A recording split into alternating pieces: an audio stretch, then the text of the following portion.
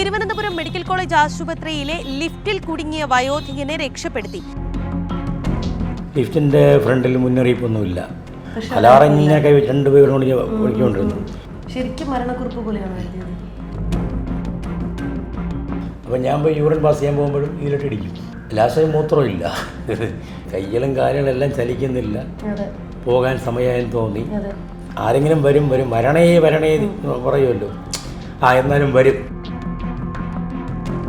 നമസ്കാരം. തിരുവനന്തപുരം മെഡിക്കൽ കോളേജിലെ ലിഫ്റ്റിൽ 2 രാവും 2 പകലും കുടുങ്ങിക്കിടന്ന് മരണം മുഖാമുഖം കണ്ട തിരുമല രവീന്ദ്രൻ നായർക്കൊപ്പമാണ് ഞാൻ എന്നുള്ളത്. ശരിക്കും ഇതൊരു രണ്ടാം ജന്മമാണ്. തീർച്ചയായും രണ്ടാം ജന്മമാണ്. എങ്ങനെയാണ് ഒരു 42 മണിക്കൂർ എന്ന് പറയുന്നത് ഒരു മനുഷ്യന്റെ ജീവിതത്തിൽ ഒരിക്കലും നമുക്ക് വിശ്വസിക്കാൻ പോലും പറ്റുന്നില്ല. ആ ഒരു സമയം നമ്മൾ അതിജീവിച്ചു എന്ന് പറയുന്നത് അതായത് ഞാൻ ഈ സെപ്റ്റംബർ 13-ാം തീയതി സെക്കൻഡ് സാറ്റർഡേ ഞാൻ തിരുമല സ്വദേശിയാണ്. തിരുമലയിൽ നിന്നാണ് എന്നെ അറിയണത്. ഞാനിപ്പോൾ താമസിക്കുന്നത് കൊച്ചുള്ളൂരാണ്. ഒരു ബാലസുബ്രഹ്മണ്യ ക്ഷേത്രമുണ്ട്, എൻ്റെ അടുത്താണ് വാടക താമസിക്കുകയാണ്. ഞാൻ അവിടെ നിന്ന് രാവിലെ ഞാനും എൻ്റെ വൈഫായിട്ട് 13-ാം സെക്കൻഡ് സാറ്റർഡേ ഓർത്തോയിലെ ഡോക്ടറെ കാണിക്കാൻ വേണ്ടി മെഡിക്കൽ കോളേജിൽ വന്നു. അപ്പോൾ 9:55 10 മണിയായപ്പോൾ ഞാൻ OP ടിക്കറ്റ് കിട്ടി. OP ടിക്കറ്റ് ഡോക്ടറെ കാണാൻ വേണ്ടി പോയി. ഡോക്ടർ എക്സ്റേ എടുക്കാൻ വേണ്ടി പറഞ്ഞു. ഒരു 10-10 മണി എക്സ്റേ പോയിട്ട് 11 കഴിയുമ്പോൾ എക്സ്റേ എടുത്തു. 11:30 എക്സ്റേ കിട്ടി. ആ എക്സ്റേ കൊണ്ട് ഡോക്ടറെ കണ്ടു. ഡോക്ടർ പറഞ്ഞ് ഈ ബ്ലഡ് ടെസ്റ്റ് ചെയ്യണമെന്ന് പറഞ്ഞു.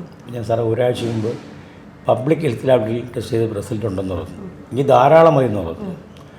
ഒക്കെ ഇങ്ങനെ പറഞ്ഞപ്പോൾ ഞാൻ ശരി സാർ, ഞാൻ അപ്പോൾ ആ റിസൾട്ട് എൻ്റെ ഇല്ല, ഞാൻ വീട്ടിൽ എടുത്തുകൊണ്ടിരുന്നു. ഞാൻ അവിടെ നിന്ന് വീട്ടിൽ നിന്ന് അവിടെ നിന്ന് മോളിൽ നിന്ന് താഴെ ഇറങ്ങി.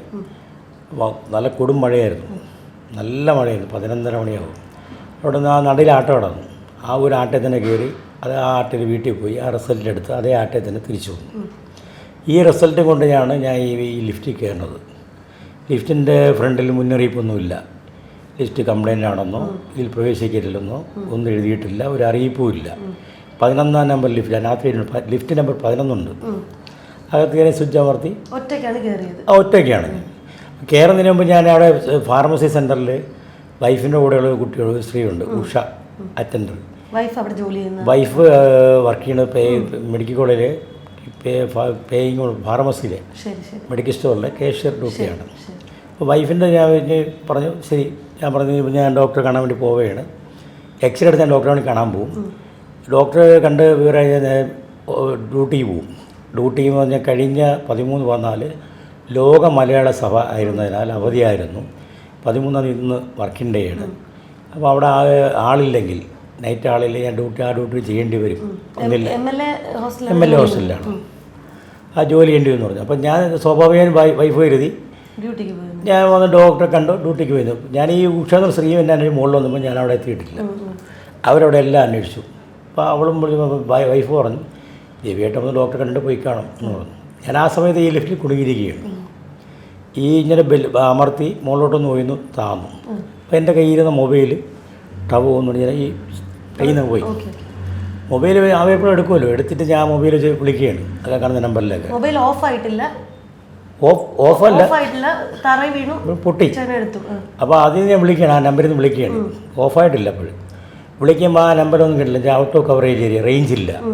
പിന്നെ അവിടെ ഇതില്ലല്ലോ, ഈ അതിനകത്ത് ഉണ്ടായിരുന്ന എമർജൻസി നമ്പറിലെല്ലാം ചേട്ടൻ വിളിച്ചു അലാം മുഴക്കി. അലാറങ്ങനെയൊക്കെ രണ്ടുപേരും കൊണ്ട് വിളിക്കൊണ്ടിരുന്നു. പിന്നെ എൻ്റെ വീട്ടിലോട് വിളിച്ചു, ഭാര്യയെ വിളിച്ചു, മകനെ വിളിച്ചു. ചിലപ്പോൾ ജിയോ വിളിച്ചാൽ കിട്ടിയാലോ, ജിയോ, BSNL, ഇങ്ങനെ മാറി എല്ലാം വിളിച്ചു. ഒരു രക്ഷയില്ല, കോളേ പോകുന്നില്ല. ആ സമയം ഒരു 13 പറയുമ്പോൾ 1 മണി. അപ്പം തന്നെ ഞാൻ ഒരു പേപ്പർ എൻ്റെ ബാഗിൽ വൈഫിൻ്റെ കുറേ കവിതകൾ എപ്പോഴും അത് എവിടെയെങ്കിലും കറക്റ്റ് ചെയ്ത് പുതിയ ആശയങ്ങൾ കണ്ടാൽ അതൊക്കെ എഴുതി വയ്ക്കുന്നതിന് വേണ്ടി കുറച്ച് പേപ്പറൊക്കെ വെച്ചേക്കും. എഴുതുന്ന ആളാണ് ഭാര്യ, റൈറ്ററാണ്. അപ്പം ആശയങ്ങളും എന്തെങ്കിലും സംഭവം കണ്ടാൽ അതിനെക്കുറിച്ച് ഞാൻ എഴുതി വയ്ക്കും. അപ്പോൾ അതിനോടൊപ്പം തന്നെ ആറ്റുകൽ, ഈ 2024 ആറ്റുകലിൻ്റെ സൂനിയറുണ്ട്, അതും അതിനകത്തുണ്ടായിരുന്നു. അപ്പോൾ ഈ പെട്ടെന്ന് ഞാൻ ഈ ലിഫ്റ്റ് നിശ്ചലമായി, മൊബൈൽ നിശ്ചലമായി. അപ്പോൾ മൊബൈൽ നിന്നിട്ടില്ല. 1 മണിയായപ്പോൾ ഞാൻ ഒരു മരണമൊഴി എഴുതും പോലെ ഞാൻ എങ്ങനെയാണ് അത് വന്നു. 12:05 ഞാൻ കയറുന്നത്. 1 മണിയായപ്പോൾ തന്നെ എനിക്കല്ലേ ഈ ലൈറ്റ് അരണ്ട വെളിച്ചം, സെക്കൻഡ് സാറ്റർഡേ, ഞായറാഴ്ച വരവണം, എന്താണെന്ന് എനിക്ക് അറിയില്ലല്ലോ. അതുകൊണ്ട് ഒരു ഭയം ഉള്ളിൽ വളർന്നപ്പം ഈ ലിഫ്റ്റ് താഴേക്ക് വന്നു, അപ്പോഴേക്ക് ഈ ലൈറ്റ്സ് ഒക്കെ ഓഫായി. ലൈറ്റ് ഓഫായി, പക്ഷേ ഇത് എയർ കിട്ടുന്നുണ്ട്. എയർ കിട്ടുന്നുണ്ട്. ഓക്കെ. അപ്പോഴും ഒരു ശബ്ദമുണ്ട്, ഞാൻ എന്നുള്ളൊരു ശബ്ദമുണ്ട്. വേറെ പുറത്തുള്ള ഒരു ശബ്ദവും നമുക്ക് കേൾക്കാൻ കഴിയും. ഇതിനകത്തൊരു ശബ്ദമുണ്ട്, ഇതിനകത്തുള്ള ഒരു മുഴക്കം പോലെ അല്ലേ? ഒരു മുഴക്കം പോലെ ഉണ്ട്. ആദ്യമൊക്കെ അങ്ങനെ തോന്നി, പിന്നെ അതൊന്നും തോന്നിയില്ല. ആദ്യം ഒരു മുഴക്കം പോലെ തോന്നി, പിന്നെ അതൊന്നും തോന്നിയില്ല. പിന്നെ അത് കഴിഞ്ഞ് അങ്ങനെ ഈ പേപ്പറെടുത്ത് എഴുതി. പിന്നെ കൈകൾ കാതുകൾ അല്ല കാലുകൾ ചലിക്കുന്നില്ല, കൈകൾ ചലിക്കുന്നില്ല, കണ്ണുകൾ കാണാൻ കഴിയുന്നില്ല, കൺമണിയെ നമ്മളൊക്കെ എഴുതി. ശരിക്കും മരണക്കുറിപ്പ് പോലെയാണ് എഴുതിയത്. ശരിക്കും മരിക്കും എന്ന് തന്നെ ഉറപ്പിച്ചത്. പറയുമ്പോഴും ആള് വല്ലാണ്ട് വിഷമിക്കുകയാണ്, നമുക്ക് മനസ്സിലാവും. അതെ അതെ, ഒരു മനസ്സിന് പേടിച്ച് അതിലെഴുതി നേരെ ബാഗ് സൂക്ഷിച്ചു. ഇതിൽ വീണ്ടും പോവും, തള്ളും, പിടിച്ചു പോകും. ഇങ്ങനെ ഈ തുറക്കാൻ വേണ്ടി രക്ഷയില്ല, ശകലം തുറക്കും. അപ്പോൾ ഞാൻ വീണ്ടും വിടുമ്പം മുകളിൽ ശബ്ദം കേൾക്കില്ല. അല്ലെങ്കിൽ അവിടെയെങ്കിലും ആരെയും അറിയുമല്ലോ ശബ്ദം, രക്ഷയില്ല. വീണ്ടും പോയി ബെല്ലടിക്കും, വീണ്ടും അവിടെ പോയി ഇരിക്കും, വീണ്ടും അവിടെ പോയി മലമൂത്ര വിസർജനം, മൂത്രം ഒഴിക്കും.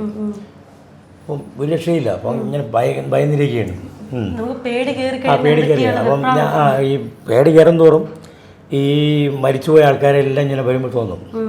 അപ്പോൾ ആ കുട്ടിക്കാലമേ പറഞ്ഞു കേട്ടിട്ടുണ്ടല്ലോ, ഈ മരിക്കാൻ കിടക്കുമ്പോൾ നമ്മളെ അച്ഛനും അമ്മയൊക്കെ നമ്മളെ വന്ന് കാണാൻ പറ്റുമെന്നൊക്കെ പറഞ്ഞു കേട്ടിട്ടുണ്ട്. അപ്പോൾ നമ്മളൊരു ഉൾഭയം വളർന്നപ്പം മരിച്ചുപോയ അച്ഛൻ, അമ്മ, വലിയച്ഛൻ, വലിയമ്മ, കുഞ്ഞമ്മ, മരിച്ചുപോയ കൊച്ചച്ഛൻ, അതുപോലെ നമ്മുടെ പാട്ടിന് നിറക്കം വരും യു വി ക്രമേണ്ടൻ, അതുപോലെ തന്നെ ഇദ്ദേഹം നമ്മുടെ KV സുരേന്ദ്രനാഥ് ആശാൻ, ഇങ്ങനെ വരെയാണ് ഓരോരുത്തർ. നമ്മളെ ഈ മരണപ്പെട്ടു പോയ എൻ്റെ സുഹൃത്തുക്കളടക്കം പലരെയും നമ്മൾ അപകടത്തിൽ കൊണ്ടുവന്ന് മരിച്ചുപോയ സമയത്തുള്ള. അപ്പോൾ അതെല്ലാം ഞാൻ മനസ്സിൽ വിചാരിക്കുകയാണ്. വീണ്ടും കരയും, വീണ്ടും അവിടെ പോയി ഇടിയുമ്പോഴൊക്കെ ഉണ്ടാക്കും, വീണ്ടും വന്നിരിക്കും. യൂറിൻ പാസ് ചെയ്യണമെന്ന് തോന്നും, ഇപ്പോൾ യൂറിൻ പാസ് ചെയ്യും. അങ്ങനെ ഇരിക്കുകയാണ്. കാരണം ഇത് അങ്ങനെ ഇരിക്കുക 16:48 ഈ മൊബൈലിൽ ഈ വെട്ടവും നിലച്ചു. കയ്യില് വെള്ളമോ ഒന്നും തന്നെ ഒന്നുമില്ല, വെള്ളം കുടിച്ചിട്ടില്ല. ഇല്ല. അതിന് കൂടെ നമുക്ക് ഈ പേടി കയറി കഴിഞ്ഞു. ഈ ബാഗിനകത്തുള്ള 5-6 പേപ്പർ, ഈ ദേശാഭിമാനി സുവനീർ, പിന്നെ 2 പെൻ, ഇത് സാധാരണ കൊണ്ടുനടക്കുന്ന സാധനങ്ങളാണ്. 2 പെന്ന്, പിന്നെ ഒരു BP-യുടെ ഒറ്റ ഗുളിക, ഇത്ര. ഞാൻ രാവിലെ കഴിച്ചത് ഒരു ചായ, 2 ഗോതമ്പ് ദോശ, വീണ്ടും ഒരു ചായ. ആദ്യം ഒരു ചായ കുടിച്ചിട്ട് വന്നു, വീട്ടിൽ നിന്ന് 2 ഗോതമ്പ് ദോശയും ഒരു ചായയും കുടിച്ചു. വീണ്ടും ഞാൻ ഇത് എടുക്കാൻ വേണ്ടി പോകുമ്പം അവിടെ ഇരുന്ന് കുറച്ച് തണുത്ത ചായ ഇരുന്ന് അതിനെ എടുത്ത് കുടിച്ചു. ഇത്രയാണ് എൻ്റെ ആഹാരം. 16:48 ആ സമയം മൊബൈൽ, പിന്നെ സോപ്പ് പൊട്ടി പോലെയുണ്ട്. പിന്നെ ഈ അരണ്ട വിളിച്ചു ഈ എയർ എന്ന് പറഞ്ഞാൽ ആ ഒരിതുണ്ട്. തറ തണുപ്പുള്ളതുകൊണ്ട് ഈ ദേശാഭിമാനി ആറ്റുകാൽ ദേവിയുടെ പടം വരുന്ന ആ ചിത്രം മാത്രം മാറ്റിയിട്ട് ബാക്കി തറയിട്ട് ബാഗ് തലയ്ക്ക് വെച്ചു, കിടന്നു. അപ്പോഴൊക്കെ ചെറിയ സൗണ്ട് ഇട്ടപ്പോൾ ഓടും. ഓടിച്ചെന്ന് ഞാൻ നമുക്ക് പുറത്തുള്ള ശബ്ദം കേൾക്കാൻ പറ്റുന്നുണ്ടല്ലേ? ചെറിയ സൗണ്ടുകൾ കേൾക്കുമ്പോൾ എന്തെങ്കിലും ഇവിടെ നിന്ന് കേൾക്കുമ്പോൾ ഈ നമ്മൾ ആ ഒരു ഇവിടെ എന്തെങ്കിലും ഒരു കച്ചിത്തുരുമ്പ് വീട്ടിൽ ഇറങ്ങി പോകണമെന്നാണ്. അതായത് ഈ പറഞ്ഞ ഇപ്പോൾ പാറമടയിൽ ഒരു സിംഹം ഇരിക്കുമ്പം ഒരു ചെറിയ ശബ്ദം കേട്ടെന്ന്. അതുപോലെ ഞാൻ എൻ്റെ ജീവൻ മരണ പോരാട്ടമില്ലേ, അപ്പം ഞാൻ പോയി യൂറിൻ പാസ് ചെയ്യാൻ പോകുമ്പോഴും ഇതിലിട്ടിടിക്കും. ലാസ്റ്റ് മൂത്രമില്ല, കുടിക്കാൻ വെള്ളം ചെല്ലുന്നില്ലല്ലോ, യൂറിൻ ഇല്ല, മൂത്രമില്ല, ഒരു രക്ഷയില്ല, വിളിയോടെ വിളി. അങ്ങനെ ഈ ഉറക്കമൊന്നും തോന്നില്ല. എങ്ങനെ ഉറങ്ങും? ഈ ഉറങ്ങിപ്പോയാൽ മയങ്ങിപ്പോയാൽ ഇത് ആരെങ്കിലും ഒരു ശബ്ദം കിട്ടിയാൽ എനിക്ക് ഇറങ്ങണ്ടേ. അങ്ങനെ അത്ര രാത്രിയാണോ പകലാണോ പിന്നെ പുറത്തിറങ്ങാൻ വേണമെങ്കിൽ മണിക്കൂറിൻ്റെയൊക്കെ അളവറിയണത്. അങ്ങനെ ഇങ്ങനെ ഇരിക്കുമ്പോൾ സമയത്താണ് ചെറിയൊരു താഴെ ശബ്ദം കേൾക്കണം, പിന്നെ ഒരു വെട്ടം കിട്ടുന്നു. അപ്പോൾ ഈ കുത്തുന്ന 1, 2, 3 ഉണ്ടല്ലോ, അതിലൊക്കെ ഞാൻ റൗണ്ട് റെഡ് വരണം. അപ്പം ഞാൻ ഈ ബെല്ലടിച്ചു. അപ്പം വെളിയിൽ ചെറിയ ലൈറ്റ് കണ്ടു. അപ്പോൾ ആ ലൈറ്റ് അകത്തോട്ട് വന്നു. അപ്പം ഞാൻ ഇതിനെ തള്ളയിട്ട് സാധാരണ തുടർച്ചയായിട്ട് തള്ളിക്കൊണ്ടിരിക്കണമല്ലോ. ഞാൻ വന്ന് കിടന്ന നേരം പോലും ബെല്ലടിക്കും, തള്ളുന്നു. അപ്പോൾ അവിടുന്ന് ഒരാൾ തള്ളി. എൻ്റെ പറഞ്ഞ് ചാടുന്നു പറഞ്ഞു. കയ്യിലും കാര്യങ്ങളെല്ലാം ചലിക്കുന്നില്ല, പോകാൻ സമയമായെന്ന് തോന്നി, വന്ന് വിളിക്കും പോലെ തോന്നി. ഈ പറയും പോലെ എല്ലാം സങ്കടപ്പെടുന്നു. പിന്നെയും പോയി സമാധാനപ്പെട്ടിരിക്കുന്നു. ആരെങ്കിലും വരും, രക്ഷപ്പെടുത്തും, ആരെങ്കിലും വരും വരണേ പറയുമല്ലോ. എന്നാലും വരും, സമാനപ്പെട്, സെക്കൻഡ് സാറ്റർഡേ അല്ലേ, ഞായറാഴ്ചയല്ലേ, ഗവൺമെൻറ് സ്ഥാപനമല്ലേ, ആരെയും വരാതിരിക്കില്ലല്ലോ എന്നുള്ളൊരു പ്രതീക്ഷയല്ല. അങ്ങനെ ഇരിക്കുമ്പോഴാണ് ഇത്. അപ്പം ഈ വെളിയിൽ നിന്നുള്ള ആളെ അകത്തോട്ട് തള്ളുമ്പോൾ ഞാനും പുറത്തോട്ട് തള്ളി ഇങ്ങനെ. അവർ ചാടെന്ന് പറഞ്ഞു. അപ്പം ഞാൻ ബാഗ് ഉണ്ടെന്ന് പറഞ്ഞു. അപ്പം പുള്ളി ഇങ്ങനെ പിടിച്ചൊക്കെയില്ലേ, ഞാൻ പെട്ടെന്ന് ഇങ്ങനെ ബാഗ് എടുത്തും കൊണ്ട് അങ്ങ് ചാടി. അപ്പുറത്ത് ചാടി എന്ന് പറയുമ്പോൾ ഒരു ഇത്ര പൊക്കത്തോളം താഴ്ചയിൽ അവിടെ ചാടി പുള്ളി അങ്ങ് പോയി. നമ്മൾ സംസാരമൊന്നുമില്ല. ഏതോ ഒരു ദൈവദൂതനെ ഞാൻ പറഞ്ഞു നമസ്കാരമാണ്. പുള്ളി ഇത് മൈൻഡ് ചെയ്തില്ല, പുള്ളി അങ്ങ് പോയി. വീണ്ടും തൊഴുകയാണ്, അങ്ങനെ തിരിഞ്ഞു നോക്കി, അങ്ങനെയാണങ്ങ് പോയി. അപ്പോൾ അദ്ദേഹം പോയി കഴിയുമ്പോൾ പിന്നെ കണ്ടിട്ടുണ്ടോ? കണ്ടിട്ടേ ഇല്ല. അപ്പോൾ അദ്ദേഹം ആരാണെന്ന് പിന്നെ റെക്കോർഡ് ചെയ്തു. അപ്പോൾ അവിടെ കുറച്ച് കഴിഞ്ഞപ്പോൾ ഈ ടോക്കൺ കൊടുക്കാൻ വേണ്ടി ടോക്കൺ കൊടുക്കുന്നു. അപ്പോൾ ഞാൻ പറയുന്നത് ഇങ്ങനെ അപ്പോഴേക്കും അല്ല. അപ്പം ഞാൻ ചെന്ന ഈ ആളുടെ ചോദിച്ച് ഇന്ന് എത്രാം തീയതിയാണെന്ന് ചോദിച്ചു. അപ്പോൾ അദ്ദേഹം പറഞ്ഞു 15-ാം തീയതി, തിങ്കളാഴ്ച 15-ാം തീയതി പറഞ്ഞു. സമയം എന്തായെന്ന് ചോദിച്ചു. അപ്പോൾ അങ്ങനെ തന്നെ ഞാൻ നോക്കണത് ഇതൊരു എന്തോ. ഞാൻ അവിടെ കുറേ സ്ത്രീകളിരിക്കുകയായിരുന്നു, സ്ത്രീകളെല്ലാവരും. അപ്പം ഞാൻ അവർക്ക് കുടിക്കാൻ വെള്ളം വേണമെന്ന്. അപ്പോൾ പലരെയും ചോദിച്ചപ്പോൾ ഒരാൾ ഒരു കുപ്പി വെള്ളം എടുത്തത്, ചൂടുവെള്ളം. ആ വെള്ളം അവിടെ ഇരുന്ന് കംപ്ലീറ്റ് കുടിച്ച് ഞാൻ അടുത്ത് പെൺകൊച്ചിനോട് മൊബൈലിൽ വിളിക്കണം, കാര്യം പറഞ്ഞു. അപ്പോൾ തന്ന ഫോൺ തരണ്ടാവുന്ന വിളിച്ചു തരാൻ പറഞ്ഞു. വിളിച്ച് പറഞ്ഞു പേരെന്താണ്, ശ്രീലേഖയാണ്. വിളിച്ച് പറഞ്ഞ് ഞാൻ പറഞ്ഞു ഇതാണ് ശ്രീലേഖ, ഇങ്ങനെയാണ് ഞാൻ ഇതിനകത്തായിപ്പോയി, ഇങ്ങനെ സംഭവം. അപ്പോൾ അവൾ കരയാൻ തുടങ്ങി. ഞാൻ ഇതിനെ മെഡിക്കൽ സ്റ്റേഷനിൽ പരാതി കൊടുത്തു. അപ്പോൾ ഞാൻ ആയിരിക്കട്ടെ, നീ പെട്ടെന്ന് എന്തെങ്കിലും ചെയ്യാൻ പറ്റി ചെയ്യും, ക്യാഷ് ആറ്റിലൊന്ന് എത്രയെന്ന് പറഞ്ഞു.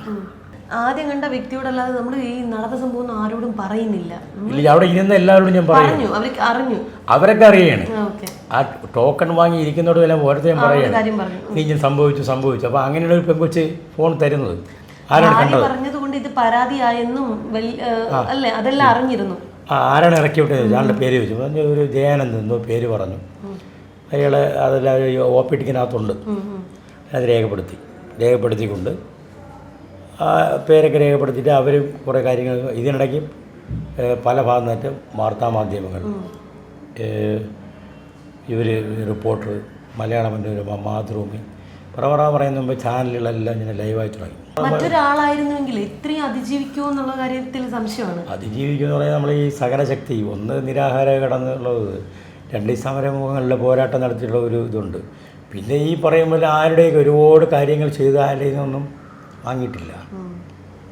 നമുക്കത് ഇപ്പോൾ ഈ സംഭവം നടന്നിട്ട് 2-3 ദിവസം കഴിഞ്ഞു, പക്ഷേ ഇപ്പോഴും അദ്ദേഹം പറയുമ്പോൾ നമുക്കത് ഉൾക്കൊള്ളാൻ പറ്റുന്നില്ല. ശരിക്കും പറഞ്ഞാൽ ഒരു ദിവസം കണ്ടില്ലെങ്കിൽ രാത്രി വിളിക്കും. എന്ത് പ്രശ്നം ഉണ്ടെങ്കിലും 2-3 മിനിറ്റ് നമ്മൾ സംസാരിച്ച് ചെയ്യും. പിന്നെ വീട്ടിൽ എത്തുമ്പോൾ ഈ ബി പി കൂടി ഉള്ളതുകൊണ്ട് മിക്കവാറും കിടന്ന് ഉറങ്ങണമെങ്കിൽ ശബ്ദം ഉണ്ടാക്കാമെന്ന് കിടക്കും. അപ്പോഴും എൻ്റെ ഈ ശകലം നനങ്ങുമ്പോൾ എൻ്റെ കയ്യെ പിടിച്ച് വെച്ച് വയ്ക്കും. മക്കളെന്ത് പറഞ്ഞാലും ഞാൻ ഭാര്യയെ വഴക്ക് പറയാൻ അനുവദിക്കില്ല. ഞാൻ വഴക്ക് പറയും. സ്വന്തമായിട്ട് വീടില്ല, വണ്ടിയില്ല, വാഹനമില്ല, അവിടെ പോകാൻ പറ്റുന്നില്ല, ബന്ധുക്കൾ അവിടെ പോകാൻ പറ്റുന്നില്ല, അവർ കുടുംബസമേതം പോകുമ്പം നമുക്ക് ഒന്നിച്ചു പോകാൻ പറ്റുന്നില്ല എന്നൊക്കെ പറഞ്ഞ് പോലെ ഉണ്ടാകാം. അതൊക്കെ വലിയ സംഭവമാണ്. വൈഫും അങ്ങ് പൊട്ടിക്കരയുമ്പം ഞാനും കരഞ്ഞു ആശുപത്രിയിൽ. അവളെന്നെ കണ്ടുകൊണ്ട് പൊട്ടിക്കരയാണ്. അപ്പം ഞാനും ഈ സ്ട്രെച്ചറിൽ കിടക്കുകയില്ലേ, ഞാനും കരയാണ്. പിന്നെ അതൊക്കെ പറഞ്ഞ് മനസ്സിലാക്കി ഞാനും കൂടി. പിന്നെ നിങ്ങൾ സമാധാനപ്പെടുത്തിയില്ലെങ്കിൽ ആ പ്രശ്നമാകും, ചിലവരായി BP കയറി വിഴുന്നു പോകും എന്നവർ പറഞ്ഞു. പിന്നെ ഞാൻ ഈ സമാധാനം ഉണ്ടെങ്കിൽ പിന്നെ പത്രക്കാരായി, ചാനലായി. ആരോഗ്യ പ്രശ്നങ്ങൾ നേരത്തെ പറഞ്ഞു, ബിപിയുടെ ഗുളിക. അത് കഴിഞ്ഞ് ഇപ്പോഴത്തെ ശാരീരിക അവസ്ഥ എന്താണ്? ഇപ്പം ബാക്ക് പെയിൻ കൂടുതൽ, അത് കിടന്നതിൻ്റെയാണോ? അതെ. വൈഫ് മെഡിക്കൽ കോളേജിൽ പേയിങ് ഉണ്ടല്ലേ, താൽക്കാലിക ജീവനക്കാരിയാണ്. കഴിഞ്ഞ 26 വർഷക്കാരനോട് ജോലി ചെയ്യുന്നുണ്ട്. ഇപ്പോൾ 3 ജീവനക്കാർക്ക് സസ്പെൻഷൻ ആയിട്ടുണ്ട്. മനുഷ്യാവകാശ കമ്മീഷൻ കേസ് എടുത്തിട്ടുണ്ട്. ലോകമാധ്യമങ്ങൾ BBC വിഷയം റിപ്പോർട്ട് ചെയ്തു കഴിഞ്ഞു. ഇപ്പോൾ നിലവിലെ ഒരു കേസിൻ്റെ അവസ്ഥ എന്താണ്? ഇപ്പോൾ അന്ന് ചേട്ടൻ കാണാനില്ലെന്ന് പറഞ്ഞ് കുടുംബം പരാതിപ്പെട്ടു. ഇത് നിയമപരമായിട്ട് കേസായിട്ട് പോവുകയാണോ? കേസായിട്ട് പോകണോ ഇല്ലെന്നുള്ളത് രണ്ടാമത്തെ വിഷയമാണ്. കാരണം എനിക്ക് ആദ്യം ട്രീറ്റ്മെൻറ്റാണ് ആവശ്യം. അത് കഴിഞ്ഞ് പുറത്തിറങ്ങിയിട്ട് എൻ്റെ ഭാര്യയും മക്കളും അത്യാവശ്യം വേണ്ടപ്പെട്ട സഹപ്രവർത്തകരൊക്കെ ആലോചിച്ച് മുന്നോട്ട് പോകും. കാരണം ഇത് ഇനിമേൽ ആരും സംഭവിക്കാൻ പാടില്ല. അതെ, അന്ന് എനിക്ക് തോന്നുന്നു ശനിയാഴ്ച അവിടെ ഡ്യൂട്ടിക്ക് ആളുണ്ടായിരുന്നില്ല എന്ന് തോന്നുന്നു അല്ലേ? അതെനിക്കറിയില്ല. എനിക്ക് ഈ ഡിപ്പാർട്ട്മെൻറ്റിനോട് ഒരു കാര്യം അറിയില്ല. കാരണം എന്തായാലും എനിക്ക് പറ്റിയ വീഴ്ച അല്ലെങ്കിൽ എനിക്ക് പറ്റിയ സംഭവം അതിന് മറ്റൊരാൾ സംഭവിക്കാൻ പാടില്ല. എൻ്റെ സ്ഥാനത്ത് ഒരു ഗർഭിണിയോ അല്ലെങ്കിൽ ഒരു ക്യാൻസർ പേഷ്യൻറ്റോ അല്ലെങ്കിൽ ഷുഗർ പേഷ്യൻറ്റോ ആയിരുന്നെങ്കിൽ ഒരു പക്ഷേ ജോയിക്ക് സംഭവിച്ച പോലെ മരണമായിരിക്കാം ആ വ്യക്തിയും സംഭവിക്കാൻ. ഇത് എൻ്റെ എന്തോ ആംബിയർ കൊണ്ടോ സമയത്തിൻ്റെ നല്ല സമയമായതുകൊണ്ടോ ഈ മരണത്തിലും ഉണ്ടല്ലോ ചിലപ്പം ഈ ദുർഘടം പിടിച്ച് ഈ അപകടം സംഭവിക്കുമ്പോഴും ഉണ്ടല്ലോ. ഇപ്പോൾ രണ്ടുപേരും ഒന്നിച്ച് പോകുമ്പോൾ ഒരാൾ അങ്ങോട്ട് മാറുമ്പോഴേ മറ്റൊരാളുടെ ദേഹത്ത് വീണ് മരിക്കുന്നത്. അതും വ്യത്യാസം കണ്ട കാഴ്ചയാണല്ലോ ഒരു മരം വീഴുന്നത്. അതെ, ചേട്ടൻ പറഞ്ഞതുപോലെ തിരുവനന്തപുരം ആമയഴഞ്ചൻ തോട്ടില് ഇതേ സമയം ഒരാൾക്ക് വേണ്ടിയിട്ട് വലിയൊരു രക്ഷാപ്രവർത്തനം നടന്നുകൊണ്ടിരിക്കുകയാണ്. പക്ഷെ ഇവിടെ ഒരാളെ രക്ഷിക്കാൻ ആരുമില്ലാതെ ഞാനിവിടെ കുടുങ്ങിക്കിടക്കുകയാണെന്ന് ആരോടും പറയാനില്ലാത്ത അവസ്ഥയിൽ എൻ്റെ കാര്യം ആരും അറിഞ്ഞുമില്ല, പിന്നെയാണ് അറിയുന്നത്. ഇപ്പോൾ ഞാനിപ്പോൾ ഒരു 6 മാസം കഴിഞ്ഞാൽ എൻ്റെ തൊഴിൽ തീർന്നു, കാലാവധി കഴിഞ്ഞു. പിന്നെ എനിക്ക് സ്വന്തമായി ഒരു വീടില്ല, മക്കൾ വിദ്യാർത്ഥിയാണ്, ഭാര്യയുടെ തൊഴിലും കോൺട്രാക്ട് ബേസ് പോലെ ഈ കരാർ വ്യവസ്ഥയിൽ അല്ലെങ്കിൽ താൽക്കാലിക ജീവനക്കാരിയാണ്. അപ്പോൾ അങ്ങനെയുള്ളൊരു വ്യക്തിയെ കൂടിയാണ് ഞാൻ. അപ്പോൾ ഞാനിവിടെ മിനിസ്റ്റർ വന്നപ്പോഴും മിനിസ്റ്ററോട് മറ്റൊന്നും പറഞ്ഞില്ല. ഈ എൻ്റെ സാഹചര്യം വെച്ച് പറ്റിയ അവസ്ഥയിൽ വരാതിരിക്കണമെങ്കിൽ മെഡിക്കൽ കോളേജ് ലിഫ്റ്റുകളിലെല്ലാം അവിടെ കേന്ദ്രീകരിച്ചുകൊണ്ട് ഒരു കൺട്രോൾ റൂം, അത് കൺട്രോൾ റൂം എന്ന് പറയുമ്പോൾ അതിന് ഈ വാക്കി ടോക്കി എല്ലാം കൊടുത്ത് ഈ സമയോചിതമായി കാര്യങ്ങൾ മനസ്സിലാക്കാൻ കഴിയുന്ന അല്ലെങ്കിൽ ആധുനിക സംവിധാനങ്ങളുള്ള ക്യാമറ ഉൾപ്പെടെയുള്ള ഇത്, അതായത് കുറേ വിഷയങ്ങളൊക്കെ ചിലപ്പോൾ നമ്മൾ കൈകാര്യം ചെയ്യേണ്ടി വരും. ദീർഘവീക്ഷണത്തോടുകൂടി ഇത് പൊതുജനങ്ങളുടെ ആരോഗ്യവും വിദ്യാഭ്യാസവും പ്രധാന ഘടകമാണ്. അപ്പോൾ ദീർഘവീക്ഷണത്തോടുകൂടി ഇതിനൊരു സംവിധാനം ഉണ്ടാവണമെന്ന് ബഹുമാനപ്പെട്ട ആരോഗ്യമന്ത്രിയോട് ഞാൻ മോദാവിൽ ഇന്ന് കാണാൻ വന്നപ്പോൾ ഒരു ഒരു കേരള പൗരൻ എന്ന നിലയിൽ അല്ലെങ്കിൽ ഒരു അപകടം സംഭവിച്ച ഒരു വ്യക്തി എന്ന നിലയിൽ ഞാൻ റിക്വസ്റ്റ് ചെയ്തിട്ടുണ്ട്. ആവശ്യമായ നടപടി ഉണ്ടാവുമെന്ന് ബഹുമാനപ്പെട്ട മന്ത്രി ഉറപ്പ് നൽകിയിട്ടാണ് പോയിട്ടുള്ളത്. അത് പാലിക്കും എന്ന് ഞാൻ വിശ്വസിക്കുന്നു. മറ്റ് നിയമ നടപടികൾ കുടുംബവുമായിട്ട് ആലോചിച്ചായിരിക്കും മുന്നോട്ട് പോകുന്നത്. ലോകായുക്തയ്ക്ക് സ്വമേധയാ കേസെടുത്തിട്ടുണ്ടെന്ന് അറിയിപ്പ് പത്രങ്ങളുടെ അറിയിപ്പാണ്. അവർ രേഖാമൂലം അറിയിപ്പ് തരുമായിരിക്കും. നിലവിൽ മെഡിക്കൽ സ്റ്റേഷനിൽ പോലീസുകാർ ഇവിടെ വന്നു, എൻ്റെയും ഭാര്യയുടെയും മൊഴിയെടുത്തു പോയി. ഇനിയും പലരും വരാനുണ്ടോ, മൊഴികളൊക്കെ എടുക്കാനുണ്ടെന്നുള്ള അറിവുണ്ട്. അത് എങ്ങനെയാണെന്ന് എനിക്കറിയില്ല. പക്ഷേ എനിക്ക് എൻ്റെ ട്രീറ്റ്മെൻറ്റ് എന്ന് പറഞ്ഞാൽ ഇപ്പം നടുവേദന നല്ല വേദനയുണ്ട്, സ്കാൻ ചെയ്യണം, എക്സ്റേ എടുക്കണം, ബ്ലഡ് ഇന്ന് രാവിലെ എടുത്തുകൊണ്ട് പോയി ആ റിസൾട്ട് വെച്ച് വീണ്ടും നോക്കണം. ഇന്നലെ 2 പ്രാവശ്യം എടുത്തു ബ്ലഡ്. പിന്നെ ഈ പുതിയ ഈ പനിയും മറ്റു കാര്യങ്ങളും ഉള്ളതുകൊണ്ട് ഒരു സ്ഥലത്ത് കിടന്നില്ലേ, എല്ലാവരും നടന്നു പോകുന്ന സ്ഥലത്ത്. നിലവിലെ സാഹചര്യത്തിൽ ചേട്ടന് കുറച്ച് ദിവസം കൂടെ ആശുപത്രി കിടക്കേണ്ടി വരും. അതൊന്നും നമ്മളല്ലേ തീരുമാനിക്കണം, ഡോക്ടേഴ്സ് അല്ലേ. മനസ്സിലായി. എന്തായാലും തിരുമല രവീന്ദ്രൻ നായർ, അദ്ദേഹത്തിന് പറയാനുള്ളത് ഇത്രയേ ഉള്ളൂ. എന്നെപ്പോലെ മറ്റൊരാൾക്കും ഈ ഗതി ഉണ്ടാകാതിരിക്കട്ടെ. ആരോഗ്യമന്ത്രി ഉറപ്പ് നൽകിയിട്ടുണ്ട്, കൃത്യമായ നടപടി ഉണ്ടാകുമെന്നും വേണ്ട നടപടികൾ സ്വീകരിക്കുമെന്നും അത്തരത്തിൽ നടപടികൾ ഉണ്ടാകുമെന്ന് തന്നെ പ്രതീക്ഷിക്കാം.